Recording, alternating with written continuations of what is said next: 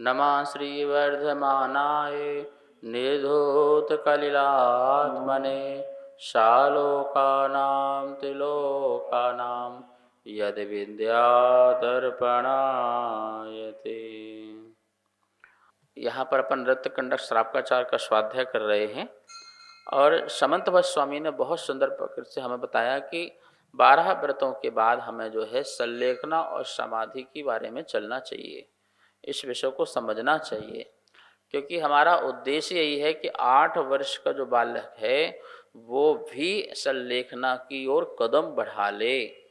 और यही कारण देखो कि समंतभट्ट स्वामी ने पहले 12 व्रतों का बात की। 12 व्रत के बाद कहाँ पहुंच जाना चाहिए था उनको? उनको तीसरी प्रतिमा में चले जाना चाहिए था ना, क्योंकि 12 व्रत तो ये किसके हुए? दूसरी प्रतिमा तक हुए। भैया दूसरी प्रतिमा तक नहीं हुए, ये 12 व्रत तो बहुत ऊपर तक जा रहे हैं। नीचे की जितनी चीज है ऊपर तक जा रही है। अच्छा अपन तीसरी प्रतिमा लेंगे तो पहली प्रतिमा छूट जाएगी क्या है? अपनी भैया मेरी 11वीं प्रतिमा है। अच्छा 11वीं प्रतिमा है, 10 खत्म 10 एंड। हम तो 11वीं वाले हैं, 10वीं वाले नहीं हैं, हम 9वीं वाले नहीं हैं भैया। नीचे की तो कंपलसरी है, नीचे का फाउंडेशन है वो तो ऊपर तक जा रहा है। दूसरी ली वो और ऊपर तक गया, वो तो तुम्हारे साथ साथ चलेगा। आप चल रहे हो तो आपके साथ कोई एक एक्स्ट्रा चीज मिलती जा रही है, वो तो आपका जुड़ाव होते जा रहा है, लेकिन वो 7 चीज आप चल रहे हो ना लेकर के। उसको भी ले लिया आपने, उसको भी ले लिया, उसके सबको लेके जा रहे हो। तो 12 व्रत तो आपके ऊपर तक जा ही रहे हैं, ठीक है ना। लेकिन फिर भी समंतभट्ट स्वामी 11 प्रतिमाओं का स्वरूप अंत में जाके बताएंगे। जब तुझे समझ में आ जाए तो हमने पीछे लिख रखी है 11 प्रतिमा।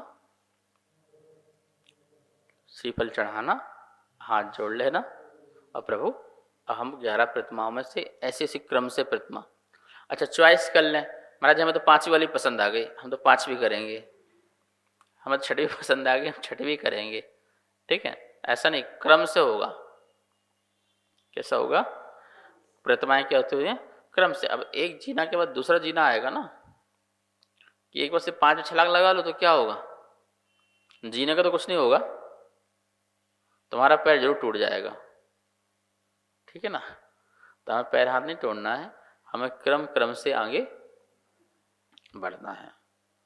तो ये बहुत ही अच्छा मैनेज करके बताया है कि हम ये प्रैक्टिस तो करें पहले। आप 12 व्रत हैं तो महीने में कितने, साल में कितने महीने होते हैं? 12। तो आप एक काम करो, व्रत मत लो, आप एक एक व्रत का 1 महीने अभ्यास करो। क्या करो?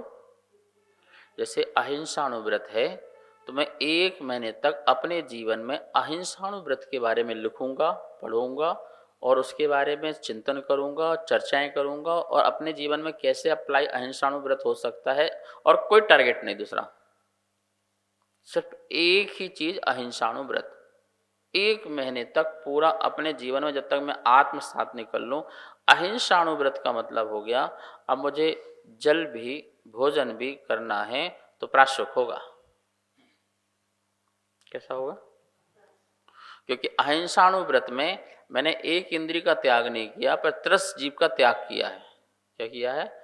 मेरे चर्या से कोई 30 जीव की हिंसा नहीं होना चाहिए, इसका मैंने नियम लिया है। इसका मतलब अहिंसाणुव्रत यही तो है ना। बोलो, मैंने कौन से जीव का?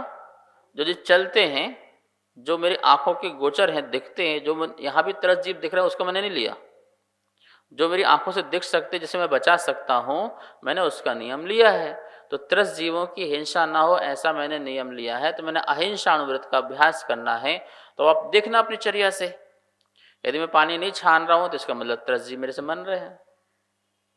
यदि मैं भोजन मर्यादित नहीं ले रहा हूं, मैं आटा नहीं छान रहा हूं, तो इसका मतलब 30 जीव मेरे से मर रहे हैं। मैं बाजार का आटा ले रहा हूं, इसका मतलब 30 जीव मेरे से मर रहे हैं, ठीक है ना। तो आपको ये देखना है कि अहिंसाणुव्रत का पालन 1 महीना करके देखना है। तो अहिंसाणुव्रत नहीं, वाहन का त्याग नहीं है, वाहन तो होता है, अहिंसानुव्रत वाहन होता है, संकल्प पूर्वक जीव को नहीं मारता है। क्या नहीं मारता है? उसमें संकल्प से मारने का नहीं है उसका। फिर भी वो उसमें सोचता है गाड़ी से अच्छा ट्रेन का सफ़र ज़्यादा करूं। ट्रेन से जीव की हिंसा जो तरस वाली जो है कम होती है, क्योंकि उसकी वाइब्रेशन से यदि कोई जीव होगा तो पहले भाग जाएगा 1 किलोमीटर पहले से।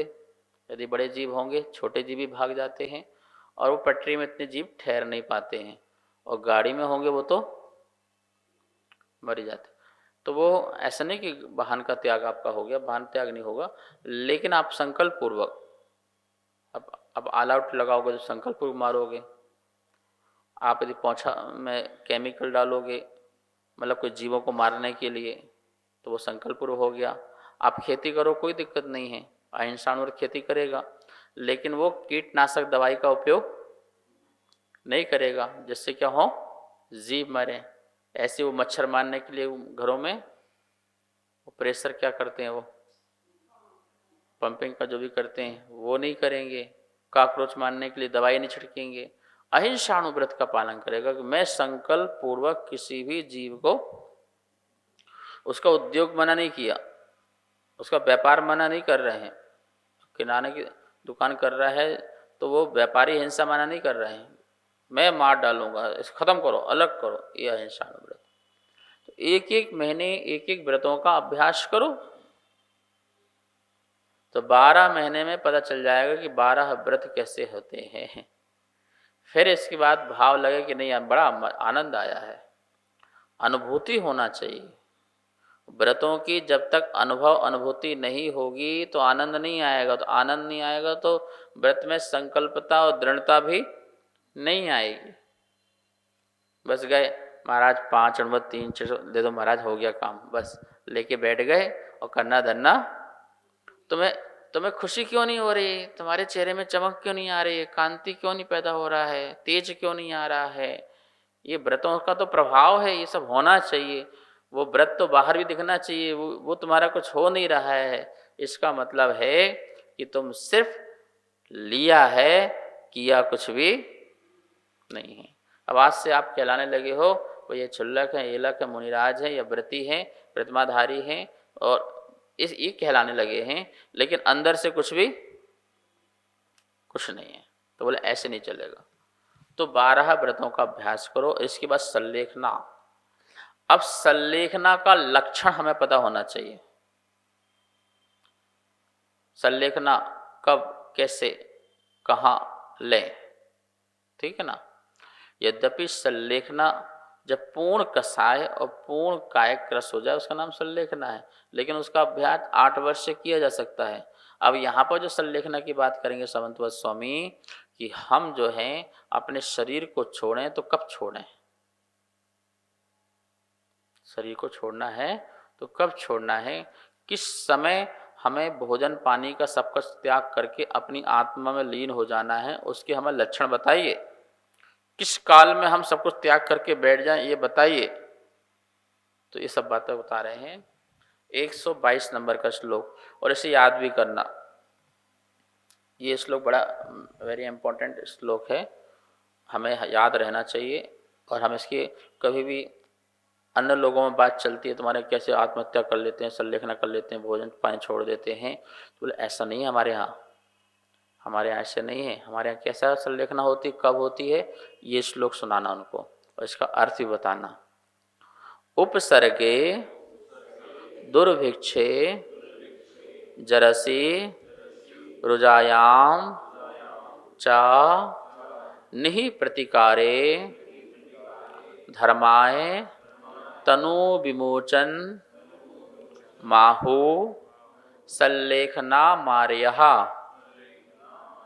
संलेखना मार्यः।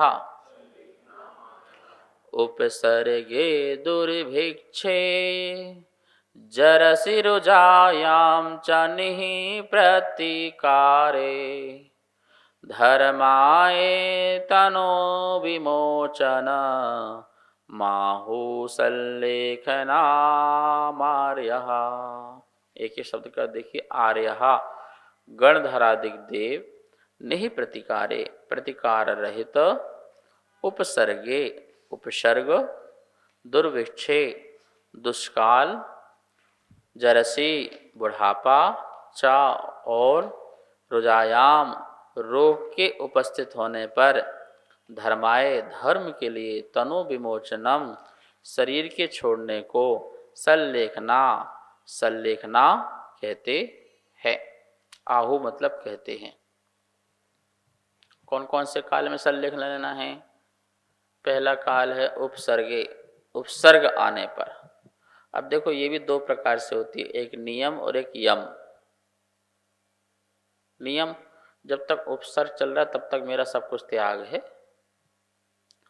उपसर्ग दूर हो जाएगा तो कोई त्याग नहीं। अब एक बहुत बड़ी बीमारी पैदा हो जाए, अब कुछ जा ही न रहा हो कंठ से, तो ये भी तो एक उपसर्ग ही है सातक। ठीक है, हम उपचार करा रहे हैं, मतलब तब तक त्याग है, बाहरी उपचार करते रहो, और नहीं हो पा रहा है तो फिर पूरा छोड़ देंगे। सामने शेर आ गया और तुम बैठे हो तो तुम्हें क्या करना है? नियम सल्लेखना।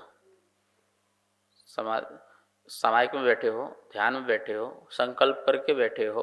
यदि संकल्प करके नहीं बैठे तो भागो, कोई दिक्कत नहीं, बचाना है, प्राणियों की रक्षा करना अपना कर्तव्य है। यदि मैं बैठा हूँ, सामने से आ रहा है, सर पा रहा, तो उठ जाओ भाई, नहीं हो तो आप बैल मुझे मार, ऐसा नहीं। लेकिन मैं सामायिक काल में बैठा हूँ, कायोत्सर्ग काल में बैठा हूँ, नियम लेके बैठा हूँ, अब तो कुछ नहीं है। जब तक ये भागता नहीं है, यहाँ वहाँ जाता नहीं है, मेरा काल पूरा नहीं हो, सामायिक का काल पूरा नहीं होता है, तब तक मैं नियम संलेखन लेता हूँ, चारों प्रकार के आहार का त्याग करता हूँ, पीछे कमंडल शरीर सबसे मोह छोड़ता हूँ, मैं आत्मा हूँ बस, और कुछ नहीं, उसमें रमता हूँ। चला गया, हो गया, मेरा समय भी हो गया, तो मैं उठ गया, मेरा तो गया नियम, क्योंकि मैंने नियम संलेखन ली थी। कौन सी ली थी? अब वो ही आ ही गया, उसने जकड़ ही लिया, पकड़ ही लिया, तब भी ये नियम संलेखना चल रही मेरी। लेकिन जब देखा अजगर, मान लो जैसे अजगर है, अब आधा शरीर उसके मुंह में चला जाए और आधा ही बाहर रहे, तब क्या चांस है तुम्हारे? तो बोले अब यम संलेखना। अब कौन से? मतलब कि वो अब लगी रहा कि 5-6 मिनट में मरने ही वाला, बुढ़ा हो गया, मरने ही वाला है, तो अब वो बोले कि मेरा चारों प्रकार का त्याग, तो क्या हो गई? यम। यम संलेखना भी उत्कृष्ट, मध्यम, जघन, अलग अलग प्रकार से वो बात की बात करेंगे। और नियम संलेखना भी कई प्रकार की होती है। तो पहले बता रहे हो उपसर्गे, कौन से काल में? उपसर्ग काल में। तो घोर उपसर्ग हो रहा है और कोई चांस नहीं है, तो उस समय भी आप संलेखना ले सकते हो। दुर्भिक्षे, दुर्भिक्ष पड़ने पर,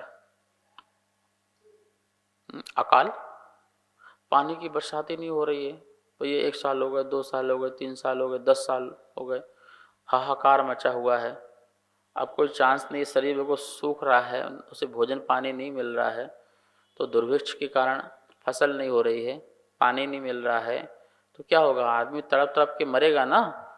तो हमें तड़फन नहीं करना, हमको, हम तो त्याग कर देंगे। क्या कर देंगे? अब त्याग है, भगवान का भजन भजो और अपने आत्मा में रहो और जाओ, बस। दुर्भिक्ष काल में भी इसलिए बोल रहे कि इन सब के लिए तैयार रहो। 8 वर्ष की उम्र में व्रत लेकर के तैयार रहो, बीच बीच में कसाय और काय को क्रश करते रहो। ऐसे मत बनो कि दुर्भिक्ष जब आए तो तड़फन पैदा हो। हम उसमें भी तैयार हैं संलेखना समाधि के लिए। कोई उपसर्ग हो जाए तो हम उसमें भी तैयार हैं। जरसी, बुढ़ापा, बुढ़ापे अवस्थे में, वृद्ध अवस्था में, जब चला नहीं जा रहा, उठा नहीं जा रहा, बैठा नहीं जा रहा, आंखों से देखा नहीं जा रहा, कानों से सुना नहीं जा रहा, और कंठ से पानी जा नहीं रहा। पानी को पीते हैं, बाहर फेंक जाता है, जा ही नहीं रहा। इतनी ताकत भी नहीं है कि आत्मा उसको खींच ले। भोजन पानी को खींचना पड़ता है, ऐसे नहीं चला जाता, रखो चला जाए। जब तक पूरी ताकत न लगाए तब तक वो भोजन को भी खींचने के लिए ताकत चाहिए और मल छोड़ने के लिए भी ताकत चाहिए, और वो आत्मा लगाती है, प्रेशर करती है, तब जाकर के वो होता है। ये श्वास ले रहे हैं तो अपने आप आ रही जा रही है क्या? श्वास को लेने के लिए भी पूरी ताकत लगाना पड़ती है और सांस को छोड़ने के लिए भी ताकत लगाना पड़ती है। जैसे हम बात करते हैं उससे हम सांस को रोकते हैं, पता आपको, और जैसी बात बंद हुई सांस लेना प्रारंभ होता है। तो जरा सी बुढ़ापा, ऐसी वृद्धावस्था आ जाए तो बोले इस वृद्धावस्था के समय भी आप क्या लीजिए? सल्लेख ना लीजिए। रुजायाम, रोग, वैद्य जी, डॉक्टर जी ये कह दें कि भैया अब कुछ नहीं हो सकता, भगवान का नाम लो। ऐसा कोई रोग जिसका कोई इलाज ही ना हो, जैसे कैंसर है, अब फोर्थ स्टेज पे चला गया, अब फोर्थ में चला गया तो अब उसका कोई इलाज, अब वो दवाई कराओ, ये कराओ, मरने की जीने की इच्छा, में जीना चाहिए, कुछ नहीं। अब तो आराम से शरीर से मोह छोड़ो, जितना समय चल रहा है चलने दो और अपना। लेकिन भैया ये भी तभी होगा जब आपने जीवन भर क्या किया है, मतलब कुछ तो अभ्यास हुआ हो, 1-2 साल का रोजाराम।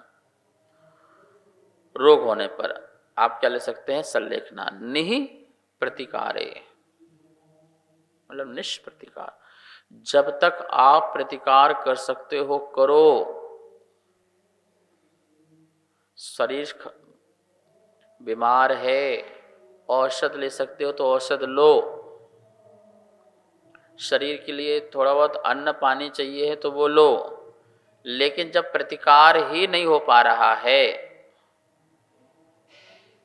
कि हम कुछ कर रहे हैं, कुछ हो ही नहीं रहा है, तो बोले अब शरीर के प्रति मोह छोड़ो और सीधे विदा लो, सल्लेखना लो। तो इस प्रकार से यहाँ पर और भी बातें चर्चाएं अपन करेंगे इसके विषय में। समय हो चुका है, आइए माँ जनवाणी की स्तुति करते हैं। जावाणी के ज्ञान से सूझे लोकालो, शोवाणी मस्तक धरूं सदा दे तो धो। हे जनवाणी भारती तो हे जपो दिन रेन, जो तेरी शरणा धरे सो पावे सुख चैन। सबको बहुत बहुत मंगल आशीर्वाद।